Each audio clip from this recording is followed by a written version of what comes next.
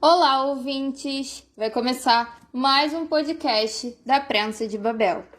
Dando continuidade à parceria Prensa de Babel e Polis Fluminense, o entrevistado desta semana no Papo de Política é Igor Sardinha, macaense, advogado, pós-graduado em Gestão de Políticas Públicas, tem 40 anos e foi por 2 legislaturas vereador do município de Macaé. Pela sua atuação, foi por 2 vezes escolhido vereador destaque no país pela União dos Vereadores do Brasil. Também por 2 vezes foi candidato a prefeito da cidade. Desde 2017 está como secretário de Desenvolvimento Econômico em Maricá, no estado do Rio de Janeiro. Neste município, que entrou no cenário nacional como exemplo de investimento econômico sem descuido social, Igor colabora para que Maricá se torne a ponta de lança da retomada do PT no estado. É também dirigente estadual do partido no Rio de Janeiro. Escutamos então o resumo da biografia do nosso entrevistado da semana, Igor Sardinha. Quem falou pra gente que agora foi a editora da Prensa de Babel, Monique Gonçalves. O papo de política ele vai direto ao assunto. Então, Igor, obrigado pela sua presença, disponibilidade, mas eu vou logo para minha primeira pergunta, que os nossos ouvintes estão esperando. Esse é um ano político com índice de aprovação muito grande em torno de Lula para presidente. O PT Fluminense está em grande movimento para retomar sua força no estado, isso é evidente, mas no Rio parece que além de Lula, o governo Maricá está sendo, digamos assim, o principal garoto propaganda. Acredita que é o resultado dos programas sociais implementados no município? O presidente do PT, que conversou aqui com o Papo de Política, ele concorda que sim. E você? Vitor, antes de mais nada, agradecer aí a você e a todos os amigos aí da prensa a oportunidade de a gente estar aí conversando e dizer que eu concordo, eu acredito. Maricá, ela se transformou, e digo para você, não só no estado do Rio, mas no Brasil, e sem medo de errar, internacionalmente, eu falo isso diante de todos dos mais variados órgãos de imprensa, de universidades, que vêm aqui conhecer um pouco mais, que vêm aqui aprofundar os estudos através do que Maricá vem fazendo, que Maricá se torna um exemplo no que diz respeito a políticas públicas.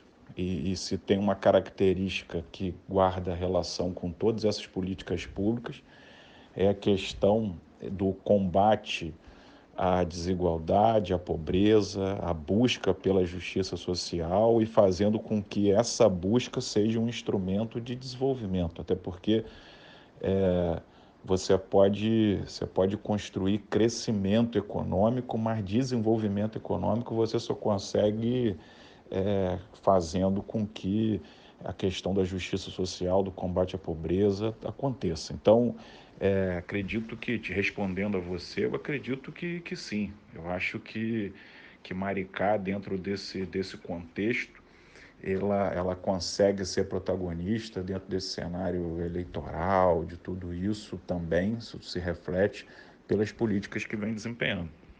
Você, quando assumiu a pasta no governo Fabiano Horta, encontrou já bons programas que foram criados pela gestão do Quaquá. O que você encontrou que deu continuidade ou ampliou? E o que pode indicar como desenvolvimento do seu trabalho como secretário?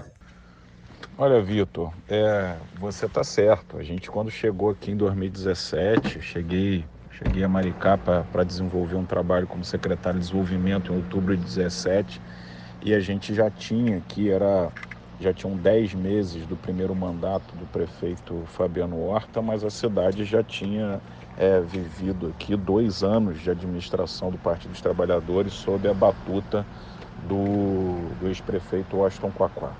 E a gente inicia aqui um trabalho já com uma gama fantástica de ações inovadoras na parte social e econômica, com destaque para a moeda social Mumbuca, que é um instrumento fantástico que consegue, ao mesmo tempo que combater a miséria, a pobreza, a desigualdade, consegue também fazer com que o setor de comércio e de serviços ele receba uma demanda adicional. Isso faz com que eles vendam mais e, consequentemente, empreguem mais. Quando a gente chegou, a gente já encontrou esse cenário. E o nosso papel aqui foi estabelecer diversas outras políticas que viessem a potencializar o que já existia, a fazer com que a cidade continuasse avançando dentro dessa linha de justiça social, de desenvolvimento e etc. Então a gente pode destacar aqui algumas iniciativas, a gente pode falar aqui, por exemplo, de um programa, o Fomenta Maricá, que é um programa onde a gente fez com que Maricá passasse a ofertar crédito facilitado para MEI, para micro, para pequeno empresário na cidade. Conseguimos, logo no primeiro ano do Fomenta Maricá, a gente conseguiu colocar mais de 16 milhões de crédito para o pequeno empresário da cidade. Isso é fantástico, é um número muito forte. Créditos, quando eu falo crédito facilitado, eu estou falando de 1 ano de carência, de 3 anos para pagar, algumas linhas com juros zero, enfim. O que dá força para principalmente no momento de crise econômica no país, para esse empresário empreender, se manter, não fechar as portas, ampliar suas atividades quando for o caso, enfim. Então a gente deu prosseguimento com um programa muito forte de crédito. A gente fez aqui um programa de qualificação do empreendedor local, fantástico, o maior do estado do Rio de Janeiro, onde a gente, em parceria com o Sebrae, oferta inúmeros cursos que preparam o empreendedor, porque o empreendedor, ele para obter sucesso não é num passe de mágica, ele tem que ter consumidor com dinheiro para contratar ou comprar o produto dele. Então a gente tem que, e com a moeda Mumbuca a gente tem um instrumento para fazer isso na cidade, então a economia tem que estar girando. E ele tem também que ter crédito para ele ter um capital de giro, para ele abrir, para ele comprar o seu pequeno maquinário. Então a gente tem o crédito e ele tem que ter qualificação. Para empreender também é necessário qualificar, ele entender os princípios básicos ali que ele precisa para obter melhores resultados, fazer um plano de negócio. Então a gente, em parceria com o Sebrae, a gente oferece aqui gratuitamente uma gama vasta de cursos para preparar o empreendedor local. Na pandemia, a gente utilizou da rede de proteção social que já existia para a gente fazer aqui o que foi referência no Brasil e no mundo. A gente criou o PAT, o Programa de Amparo ao Trabalhador, que passou a pagar desde a pandemia um salário mínimo em moeda Mumbuca para mais de 20 mil trabalhadores autônomos e informais, totalmente desprotegidos, em situação de precarização total, uma situação que já vem acontecendo na nossa economia cada vez mais e que foi aprofundado o cenário de gravidade na pandemia, e a gente combateu com um programa muito forte, que foi o PAT. Conseguimos aqui criar o PAI, que foi o Programa de Amparo ao Emprego durante a pandemia, que aí já numa relação de proteger o emprego formal de carteira assinada já existente no município, onde a gente pagou um salário mínimo direto para o empresário que cadastrou o seu negócio, para que ele não mandasse embora aquele trabalhador na pandemia. Então a gente subsidiou a folha de pagamento do empresário local, e a gente agora está em vias de lançar mais inúmeras iniciativas, onde a gente vai tomar algumas medidas para fazer com que o dinheiro circule mais dentro o dinheiro do Mumbuca, que ele circule mais no pequeno empresário, para que a gente combata aqui, às vezes, uma concentração do consumo que acaba por acontecer nas grandes redes de supermercado, de farmácia. A gente levar isso para o pequeno, a gente vai dar aqui um estímulo. Quem gastar no pequeno vai ter um plus no seu recebimento. Vamos estabelecer uma política de cashback, aquele que não for beneficiário do Renda Básica de Cidadania, morador de Maricá e que quer utilizar a moeda Mumbuca nas suas compras, nas suas contratações, ele vai ter estímulo para isso, porque ele vai ter um cashback na utilização desses instrumentos. Enfim, estamos trabalhando muito, e para além também das questões das questões, a gente divide aqui muito nosso trabalho nas medidas que precisam ser feitas para você dar respiro e condições no hoje, aquelas questões emergenciais e cruciais que precisam ser dadas ao trabalhador e ao cidadão hoje, e também aquelas medidas de futuro, de você preparar Maricá para o pós-royalty, de você fazer aqui nascer arranjos produtivos locais. Então a gente vem trabalhando também muito forte para aproveitar o potencial de petróleo e de gás do município, trabalhando para a consolidação do porto, para que na retroárea do porto a consolidação ali do parque industrial. Enfim, tem muita coisa sendo feita. Fizemos agora a assinatura de uma encomenda tecnológica junto da UFRJ e COP, onde a gente vai aqui fazer com a universidade a finalização do desenvolvimento de um ônibus não poluente, na realidade dois, um movido a eletricidade e etanol, o outro eletricidade e hidrogênio. E a gente, quando tiver esses ônibus plenamente desenvolvidos, a gente vai comprar esses ônibus, inserir esses ônibus na frota, e a produção de tudo isso, desses ônibus, desses veículos, acontecendo no município de Maricá. Então a gente, ao mesmo tempo que a gente faz com que essa população hoje já viva na cidade, que percentualmente jamais gera empregos no estado do Rio de Janeiro, que não deixou de gerar empregos na pandemia, a gente prepara ela também para um futuro, para que a economia continue pujante, forte, gerando oportunidades no pós-royalties. A sua capacidade técnica se mostrou nesses anos aí à frente da secretaria em Maricá, mas você foi vereador por 2 vezes, candidato a prefeito de Macaé. Muito se falou e até se esperou que se lançasse candidato a deputado neste ano. O que mudou e por quê, Igor?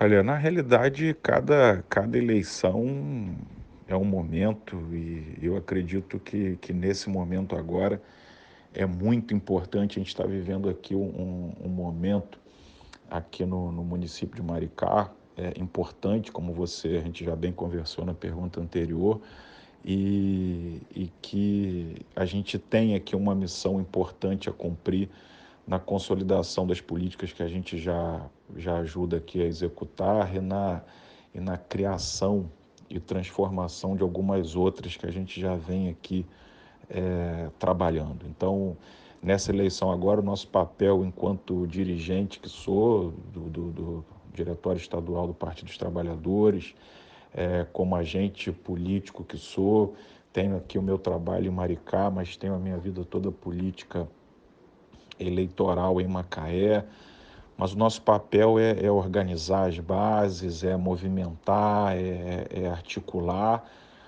em nome das nossas lideranças aí partidárias que vão para o pleito, é trabalhar pela eleição do presidente Lula, é aumentar a nossa presença no Congresso Federal, na Assembleia Legislativa, é discutir a questão da representação, é trabalhar pela representação nossa no Senado, mas sem colocar o nosso nome. Acredito que o momento que eu devo hoje cumprir aqui é de fortalecimento em Maricá dessas políticas inovadoras e de vanguardas que a gente tá construindo. Então, acho que esse é o nosso papel nesse ano. Isso me leva à próxima pergunta, que é, na sua cidade de origem, Macaé, você está acompanhando as movimentações dos atores locais para esse pleito? Temos nomes dentro e fora do PT que representam, no seu ver, o setor progressista na cidade de Macaé? Não, sem sombra de dúvidas. A gente, enquanto ator político, dirigente, a gente acompanha de perto. Eu tenho aqui, eu terei um papel de coordenador aqui das candidaturas, principalmente das candidaturas na região, das candidaturas do Quaquá para deputado federal e da deputada Zeidan para deputado estadual, que eu tenho a mais absoluta certeza que reúnem condições de fazer um trabalho belíssimo nos parlamentos, e devido à minha interlocução muito forte com eles, inclusive para a nossa região, mas a nossa região tem nomes importantes. Tem o vereador Marcel aí, que está vindo candidato é pré-candidato a deputado estadual, nós temos o Zé Maria Rangel, de Campos, que está vindo candidato a federal, que são nomes da região muito importantes, atores com uma história de serviços, tanto na esfera política, eleitoral, mas também na militância social. Então, acredito que estamos bem servidos aí, os eleitores progressistas estão bem servidos de nome aí, a gente vai com muito afinco fazer essa disputa nas ruas. Levando em conta seu histórico no Partido dos Trabalhadores, Igor, eu queria te perguntar primeiro se o interior do Rio de Janeiro está com Lula, no seu entendimento, e se o apoio à candidatura de Freixo para governador e lançar Ceciliano para o Senado foi uma decisão acertada do partido. Olha, Vitor, na realidade é o seguinte, para a grande população, a eleição não chegou.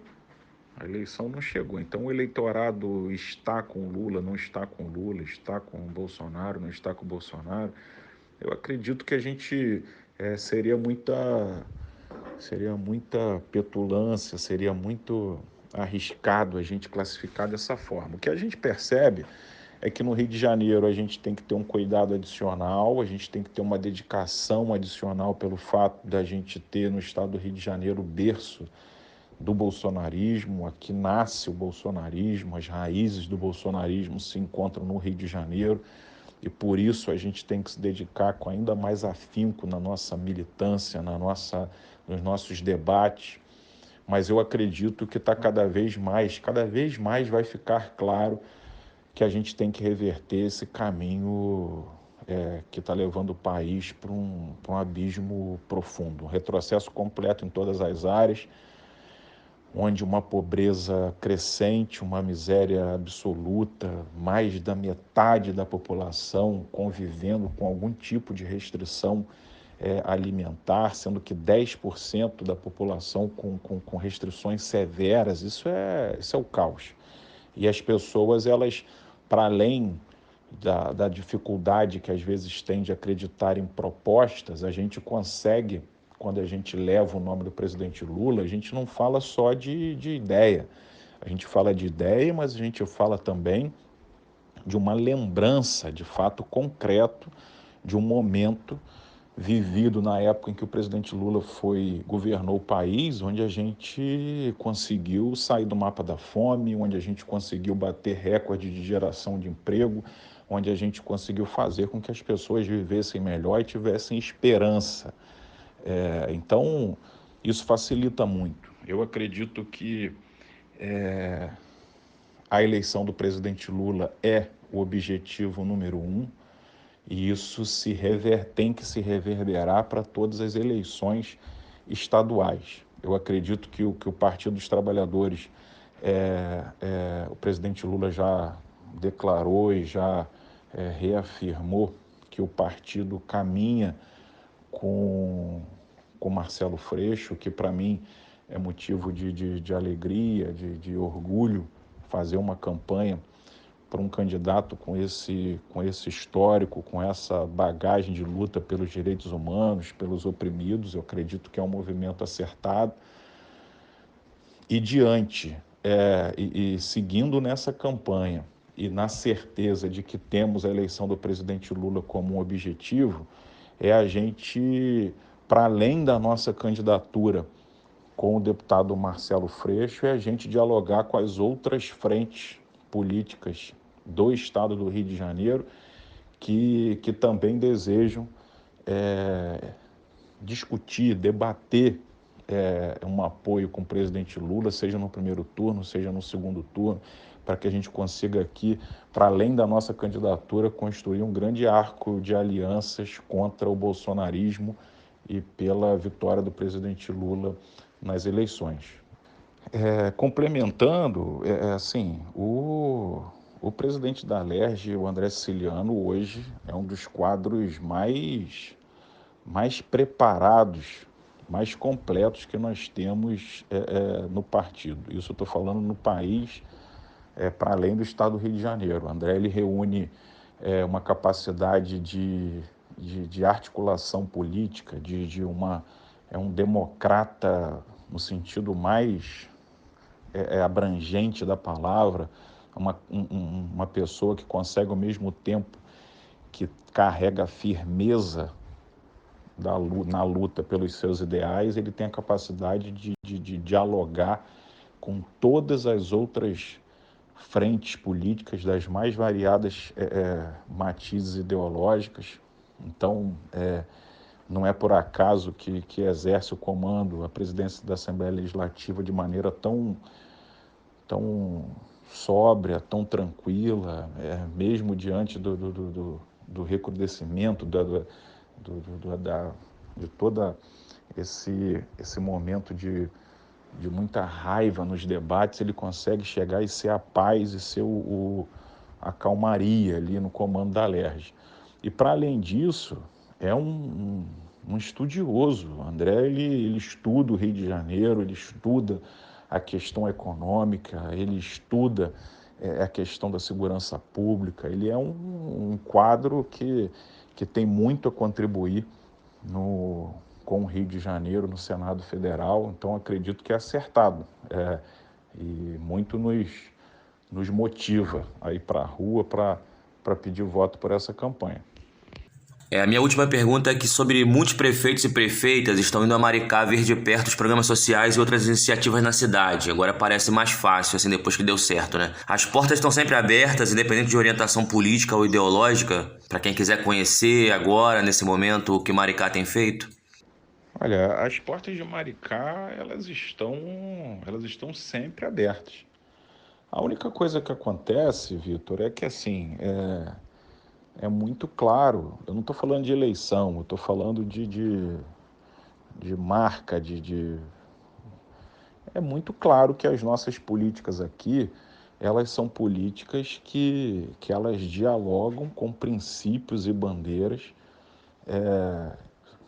defendidos pelos setores progressistas e de esquerda.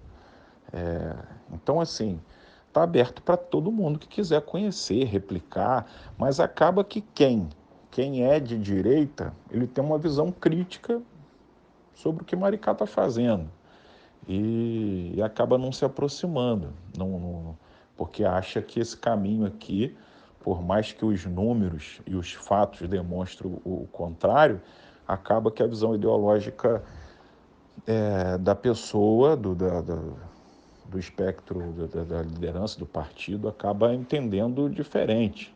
Então acaba que está aberto para todo mundo, mas acaba que quem se aproxima é porque acaba por já carregar há muito tempo a ideia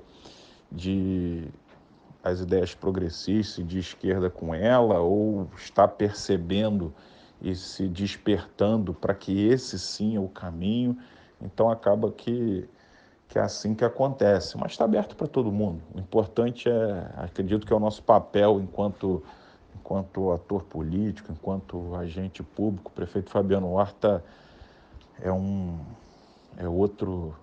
das grandes novidades também no estado do Rio de Janeiro na política, um camarada extremamente sensível à causa dos mais pobres, um camarada que se indigna diante de qualquer injustiça, que ele fica inquieto diante de uma situação de injustiça social, então nunca iria se chegar e se furtar de abrir a porta para qualquer ator político, independente de partido, para chegar e apresentar os seus programas, explicar como faz. Então está aberto para todo mundo. E este foi mais um podcast da Prensa de Babel. Nos acompanhe pelo nosso site e também por nossas redes sociais.